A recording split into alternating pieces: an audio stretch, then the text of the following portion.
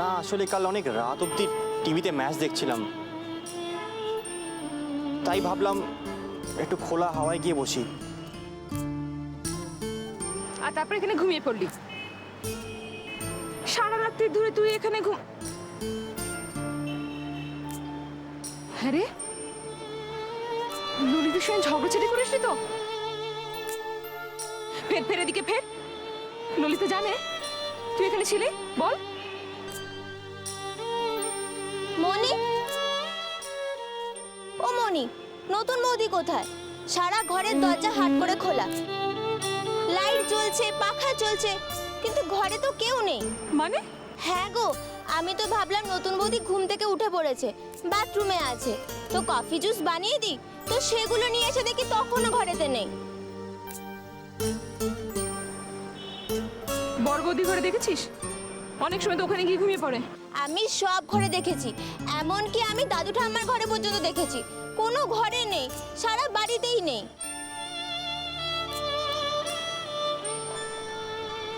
ললিতা কোথায় ঈশান? মনি আমি জানি না, আমি কিছু জানি না।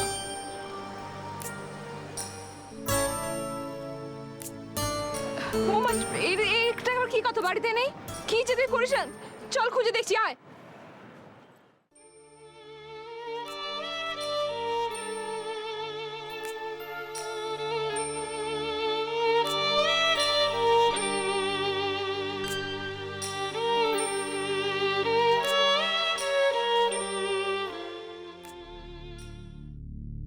কি কাণ্ড বলতো, আমার তো আর মাথাটা কিচ্ছু কাজ করছে না।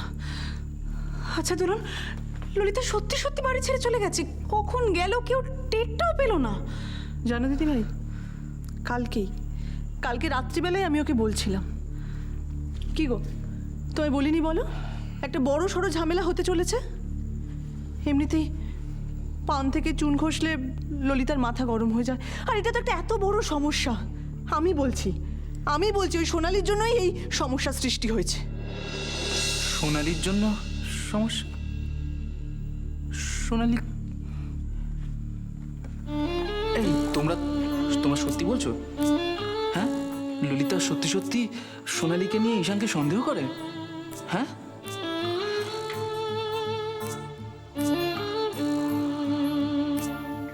ইডিয়েট একটা। ঈশান একটা পাক্কা ইডিয়েট। আরে এত ইনসেনসিটিভ কেউ হতে পারে? নিজের বউ ওকে নিয়ে সন্দেহ করে যাচ্ছে দিনের পর দিন ধরে, আর বুঝতেই পারলো না। তোমরা ছেলেরা এমনই মোটা চামড়ার। সেই কবে থেকে ব্যাপারটা আমার চোখে পড়েছে, আমি বলে আসছি সমানে, কেউ আমাকে পাত্তাই দাওনি। আচ্ছা তোরা কি অন্ধ? আচ্ছা বৌদি, এতে পাত্তা দেওয়ার কি আছে তুমি বলো তো? কি আছে এতে পাত্তা দেওয়ার? এই ব্যাপারটা কি সত্যি নাকি? হ্যাঁ, ললিতার যে কেন খারাপ লেগেছে কে জানে। আর ঈশান আর সোনালি এরা তো ছোটবেলাকার বন্ধু। শাট আপ ইমন, শাট আপ। তুমি তোমার মুখটা বন্ধ করবে প্লিজ? এতে খারাপ লাগার মতো কিচ্ছু নেই না, খারাপ লাগার মতো কিছু তো ঘটেইনি। আচ্ছা দোলন, সোনালি কি চায় বলতো? ও সত্যি সত্যি ঈশানকে ভালোবাসে না তো? হয়তো ললিতার সাথে হিংসে করে ললিতাকে দেখিয়ে দেখিয়ে এই সমস্ত কিছু করছে। ইন্দ্র, সোনালি রজনী প্লিজ। কি সোনালি? কি আমাদের প্রাইমারি কনসার্ন কে? সোনালি না আমাদের ঈশান? একবার এটা ভেবে দেখো যে ঈশান এখন কি মেন্টাল স্টেটে রয়েছে। আগে এই প্রবলেমটা থেকে বেরোনোর একটা সলিউশন বার করার চেষ্টা করো, তারপরে। হ্যাঁ, বাড়ি ছেড়ে চলে গেলেই হলো? মজা নাকি? হ্যাঁ দাদা, আমরা ললিতাকে মানিয়ে বাড়িতে ফেরত নিয়ে আসবো। কিন্তু ললিতা যে কোথায় আছে সেটা তো ঈশানও জানে না। দিদিভাই, ও দিদিভাই, তুমি বলতে পারো কোথায় আছে ললিতা, কোথায় থাকতে পারে? কোথায় আবার যাবে?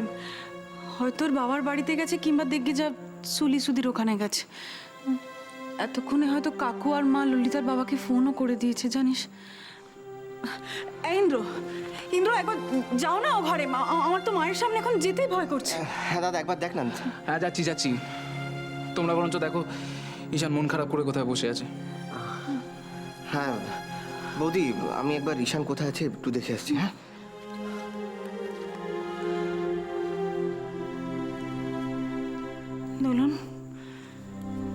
টেনশন করো না দিদিভাই, সব ঠিক হয়ে যাবে, সব ঠিক হয়ে যাবে। মেয়েটা বাড়িতেই নেই, কিন্তু ঈশান, ঈশান তোর সঙ্গে কি এমন ঝগড়া হয়েছে শুনি? কি এমন ঝগড়া হলো যে ও বাড়ি ছেড়ে চলে গেল? বল ঈশান, কথার উত্তর দে ঈশান। আচ্ছা ওকে কাল রাত্রিরে চলে গেছে? আচ্ছা আচ্ছা, রাত বিরেতে বাইরে রাস্তাঘাটে কোনো রকম বিপদ আপদ হলো না তোর? হ্যাঁ রে বাবু, তোর সঙ্গে ওর শেষ কখন কথা হয়েছিল মনে আছে বাবা? হ্যাঁ, একটা ফোন কর না, ওকে একটা ফোন করে দেখ। ফোনটা কাকে করবে?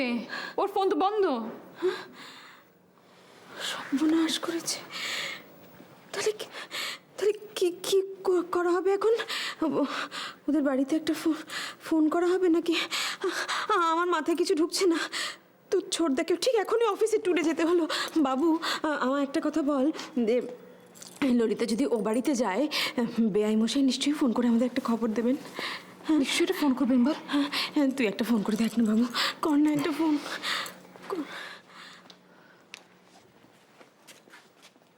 এত উতলা হওয়ার কোনো কারণ নেই, ললিতা চলে আসবে। এত উদ্বিগ্ন কেন হচ্ছিস তোরা? কেন হব না বলো তো দিদি ভাই? আমার ছেলের ভবিষ্যতের প্রশ্ন এখানে। আচ্ছা তুমি এত নিশ্চিন্ত কি করে আছো আমাকে বলবে একটু? হ্যাঁ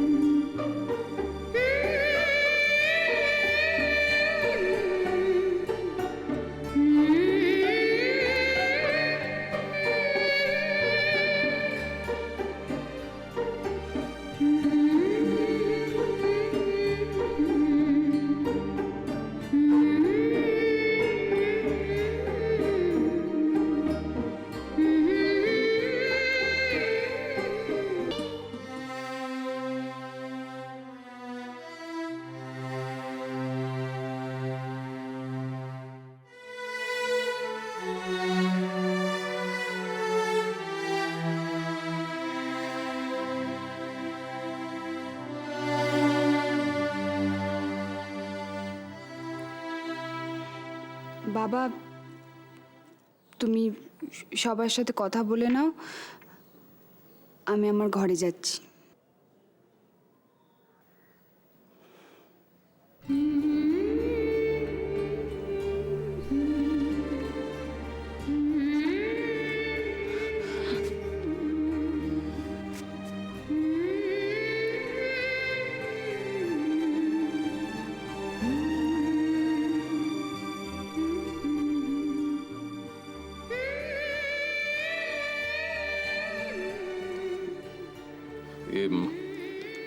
ললিতার হয়ে আমি আপনাদের কাছে ক্ষমা চেয়ে দিচ্ছি।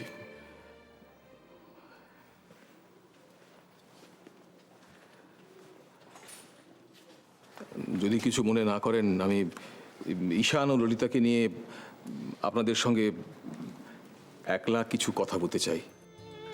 কিছু তো একটা ভুল বোঝাবুঝি হয়েইছে।